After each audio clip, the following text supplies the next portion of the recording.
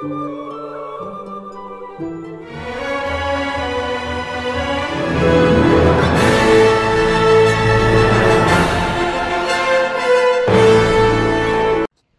ones, you are sent into people's lives to humble them.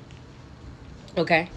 So what happens is these people, they're out here in this world and they're doing just very egoic things. They're doing things that are going to satisfy their flesh. That's going to give them that instant gratification.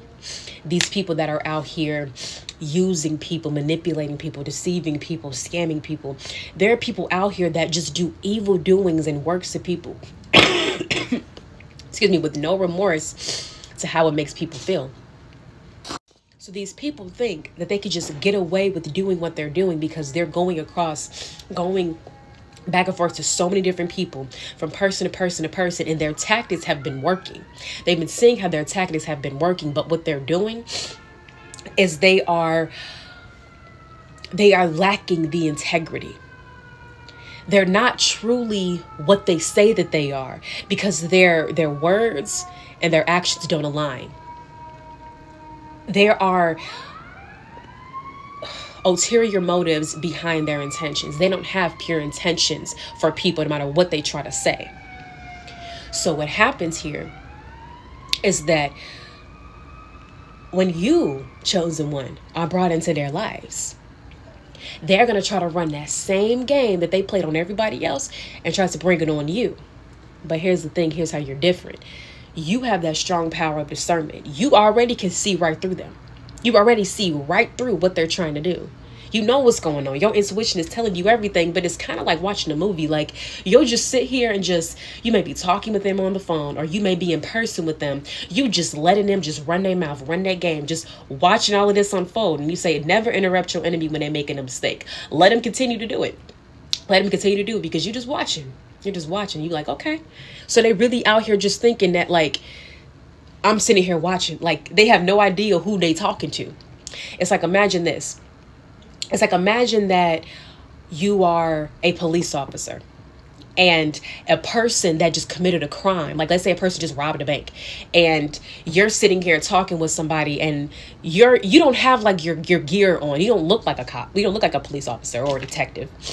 But people are just, you're sitting here talking with the person that actually just committed this crime, and you're having a conversation with them, asking them questions or allowing them to reveal themselves, and they're telling on themselves. They basically just admitted to committing the crime without having no idea that it's like you're the detective, have no idea that you're wearing a wire, have no idea that you're like recording everything that's happening. That's kind of the same thing when these people are around you, chosen ones, because they have no idea that God is the one that is.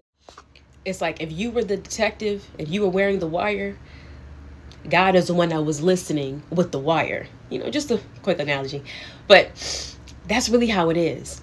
These people, they try to run that same game, thinking that it's going to work. They're thinking that if they just say whatever they need to say that sounds good, that you're going to oblige, thinking that you're not going to see right through them, thinking that like their tactics are going to work.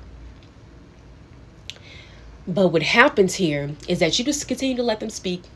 And then you're taking all of these mental notes the whole time while people are making that mistake. And then what you do is sometimes you don't really react right away. You don't react right away. Or you don't really respond right away, because you may have to go back into, take what you just experience back to spirit and think, okay, what am I supposed to do? Or you just speak to your higher self about what you need to do about everything that just happened. So the reason as to why you are sent into these people's lives is because they need to be stopped. They need to be humbled. They need basically to expose themselves for how corrupt they truly are. Because once they come in your life, chosen one, they will no longer be able to continue those same tactics, because you are the one that puts a halt, a dead end on what they've been doing. When people need to be humbled, when people need to be stopped, that is when, chosen, when God brings you into their life so that they can try those same tactics on you and just try you. But because you see right through it, because you make the judgment call, at that point, it's over for them. It's over for them. It's like once they come around you, it's over with. And then this is where they regret it. This is where they regret trying you. This is where they just go, you know what? I probably should just left this person alone. I probably should just left them alone. I should just not even tried them. Now they're feeling regret for even interacting with you. But this is what happens. This is what they get. This is their karma. Because they want to live so much in the flesh that they want to come across everybody else and thinking that this is all going to work. And it's like, listen, we don't fight in the flesh, we fight in the spirit. They are so in the flesh that they don't even realize that the spirit behind people, you be careful how you talk to strangers, because you could be entertaining an angel unaware. That's what they say. Always focus on the spirit, not on the flesh. But these people are just looking at the flesh, and they look at you physically and they think they can take advantage of you, but they have no idea who you truly are. And once they know who you truly are, it's too late.